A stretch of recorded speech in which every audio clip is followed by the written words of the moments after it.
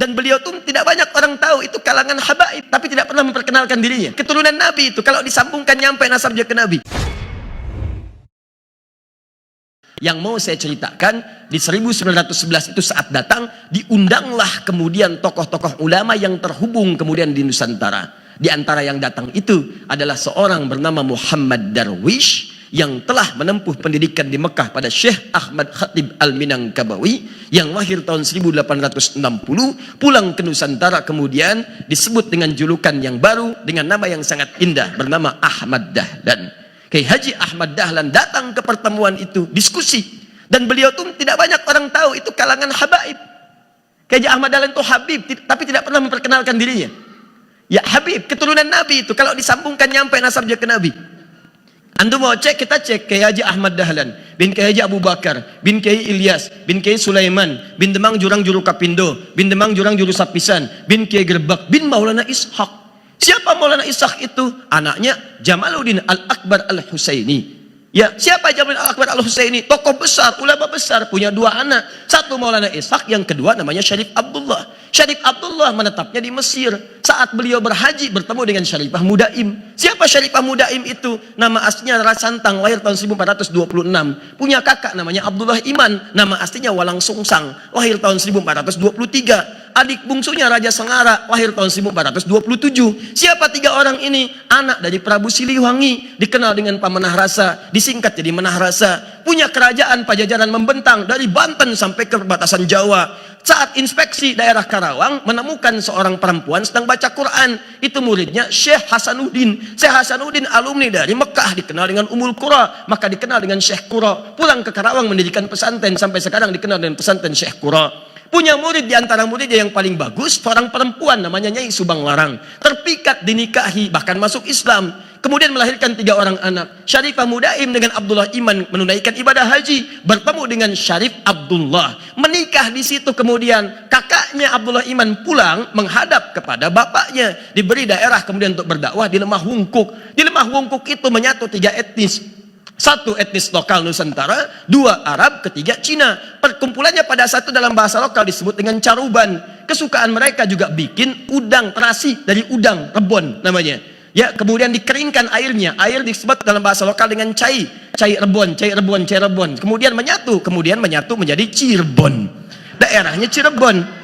Carubannya bertahan di wilayah Lasem. Jadi kalau dari Cirebon itu mau ke Lasem, Anda teruskan jalur Pantura sampai nanti masuk ke arah Semarang. Semarang lurus, mau ke arah lurus, depannya ada flyover, kirinya tandanya Masjid Syekh Ahmad Jumadil Kubra. Warnanya hijau, kubahnya warna emas. Depannya ada 3 gerai ATM, CMB Niaga, Mandiri, kemudian BNI. Lurus, sebelah kanan doriahnya jembatan flyover, belok kiri. Lurus terus tembus ke Demak, Demak tembus Kudus, Kudus tembus Pati, Pati tembus Rembang. Dari Rembang 10 menit lurus sebelum Masjid Agung, sebelah kiri ada wilayah namanya Caruban, Pantai Caruban. Lurus sedikit sekitar 50-100 meter, sebelah kanannya Karangturi, pusat orang Cina pertama datang ke Nusantara. Lurus sedikit terus lagi Masjid Agung sebelah kanannya. Sebelum ke situ sebelah kirinya berpapasan jauh itu pesantren terkenal yang diantara pendiri Nahdlatul Ulama itu ada di situ. Sekarang cucunya namanya Kiai Haji Abdul Qayyum, dikenal dengan Gus Qayyum. Lurus dikit sekitar 30 kiloan lah ke arah situ, nggak nyampe sebetulnya, mungkin 15-20 kilo itu sampai nanti ke tapaknya Pesujudan Sunang Bonang. Naik ke atas dikit sampai ketemu juru kunci namanya Pak Abdul Wahid. Dijelaskan ini sebetulnya bukan kuburan yang sering orang datang ke situ, kuburannya yang ada di sini, cuman tidak dipublikasikan supaya tidak banyak dikultuskan dan lain sebagainya. Itu ada, kalau Anda telusuri ketemu di situ. Nah, kemudian Syarifah Mudaim ini menikah dengan Syarif Abdullah, melahirkan seorang anak namanya Syarif Hidayatullah. Belajar di Mesir pada masyayikh di sana, di antaranya Syekh Ibnu Athaillah As-Sakandari. Selama 20 tahun beliau belajar, pulang kemudian ke Nusantara, diberikan wilayah di Gunung Jati, dikenal dengan Sunan Gunung Jati. Sampai menikah, melahirkan 7 orang anak. Anak pertama Muhammad, anak keduanya perempuan, menikah dengan seorang panglima dari Pasai, dikenal dengan Fathullah atau Fatahillah atau juga Faletehan. Itulah yang diperintahkan kemudian oleh Sunan Gunung Jati untuk membebaskan Sunda Kelapa dari kungkungan Portugis pada saat itu yang datang ke Nusantara lewat Selat Malaka tahun 1511. Setelah terjadi perjanjian Tordesillas tahun 1494, dunia dibagi dua oleh Paus Alexander yang ke-6.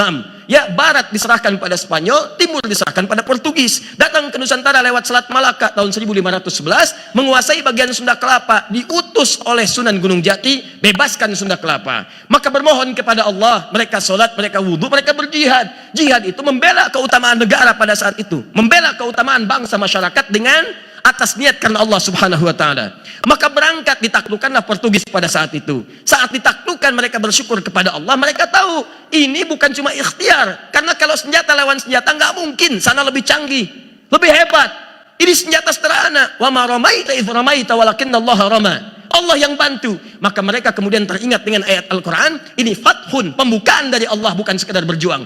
Maka disebutkanlah kemudian nama kota itu dengan nama pertama di surah ke-48 ayat yang pertama, inna fatahna laka fatham mubina. Maka diganti nama Sunda Kelapa menjadi Fatham Mubina. Dalam bahasa lokal disebut dengan Jayakarta, disingkat dengan Jakarta. Peristiwa itu terjadi pada tanggal 10 Ramadan, hari Jumat tahun 933 Hijrah, bertepatan teman-teman dengan 22 Juni tahun 1527. Sampai sekarang ulang tahun Jakarta miladnya 22 Juni. Sampai sekarang. Apa hubungan dengan Kiai Ahmad Dahlan? Itu saudara Syarif Abdullah itu saudaranya Maulana Ishaq. Maulana Ishaq tadi dari Jamaluddin Al-Akbar Al-Husaini, keturunan dari Ali Zainal Al-Kabir. Zainal Al-Kabir keturunan dari Ali Zainal Abidin, keturunan dari Al-Husain radhiyallahu taala anhu, adiknya Al-Hasan radhiyallahu taala anhu. Dua-duanya anaknya Sayyidina Ali bin Abi Thalib radhiyallahu taala anhu, suaminya Fatimah Az-Zahra radhiyallahu taala anha, binti Muhammadin Rasulullah sallallahu alaihi wasallam. Bin Abdullah, bin Abdul Muttalib, bin Hashim, bin Abdul Manaf, bin Qusay, bin Murrah, bin Kilab, bin Ka'ab, bin Ghalib, bin Fihr, bin Malik, bin Nadar, bin Kinana, bin Khuzaibah, bin Mudrikah, bin Ilyas, bin Nizar, bin Mudar, bin Ma'ad, bin Adnan, bin Addi, bin Adri, bin Muqawwam, bin Nahur, bin Tarikh, bin Ya'rub, bin Yasjub, bin Nabit, bin Ismail alaihissalam, bin Ibrahim alaihissalam, bin Azar atau bin Nahur, bin Abir, bin Kinan, bin Arfakhshad, bin Sam, bin Nuh alaihissalam, bin Mihlail, Matushala, bin Kinan, bin Anwas, bin Tis, bin Adam alaihissalam. Oke, Haji Ahmad Dahlan itu nasabnya nyampe ke Nabi Adam. Ayo ulangi, mana ketua PDM? Oh. Makanya setelah pertemuan itu pulang, setahun kemudian mendirikan Muhammadiyah dengan nama datuknya. Tapi diberikan ya nisbah dengan tak menunjuk pada sifat. Di Muhammadiyah itu bukan sekedar nama. Muhammad disebutkan 4 kali dalam Al-Quran.